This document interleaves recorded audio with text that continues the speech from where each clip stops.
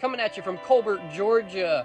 I'm in my Gazelle tent here with my mobile office working on a zine that I photographed yesterday at Wuxtry Records. I'm preparing for the Athens Art Book Fair, which is tomorrow, and hopefully I'll have a new local zine for these folks here in Athens.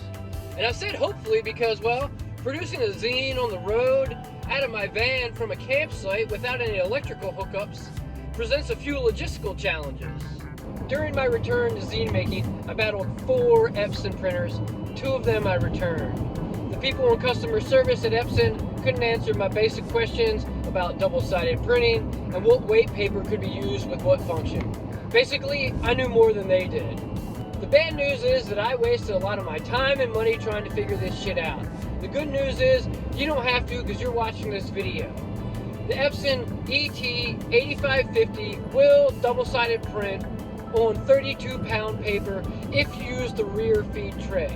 Don't use the duplex printing and don't print it out of the bottom tray because you need to avoid any scenario where the paper moves around on a roller. One of the biggest challenges for this project was packing the van for 3 tasks: photography, zine making, and vending at the fair. I spent the first day making photos at Wuxtry Records, the second day producing the zine at my campsite, and the third tabling at the Athens Art Book Fair, selling that zine and a few others. I chose Wuxtry Records for the subject matter of this zine because it's an iconic record store and an iconic music town. Peter Buck met Michael Stipe here, and they formed REM, the B-52s, Olivia Tremor Control, Neutral Milk Hotel, Drive-By Truckers, Big Chestnut, Pylon, Maserati, Widespread Panic, and many others have called Athens home over the years.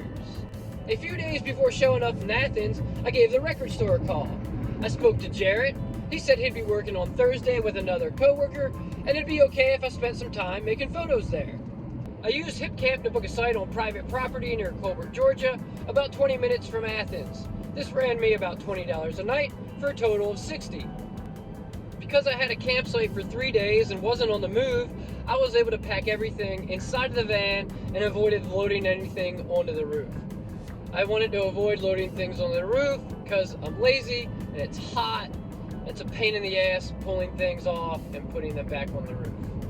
To pull this off, I used a Gazelle gazebo canopy tent, 2 power stations, AstroTurf, a laptop, 2 camping tables, and the Epson ET8550 inkjet color printer.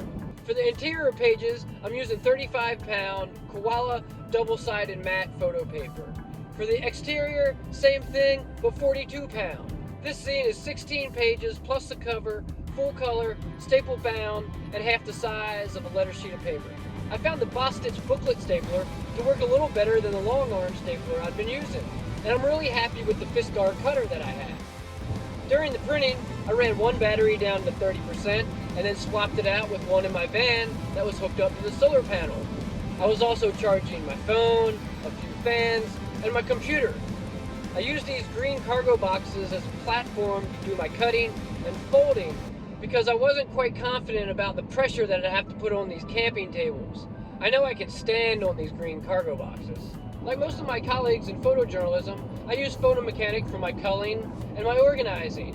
I'll print a contact sheet out for the zine making and just cut the little prints up. When it comes to culling and sequencing photos for books and zines, I find it absolutely necessary to get my hands on physical prints so that I can arrange them on left and right sides of pages and see how they'll look when they face each other. Speaking on the photography part of this project, I will say that making photos in Wuxtry Records was a complete exercise in detail shots. All the little handmade signs and iconic small pieces of visual imagery that do a lot of heavy lifting for storytelling.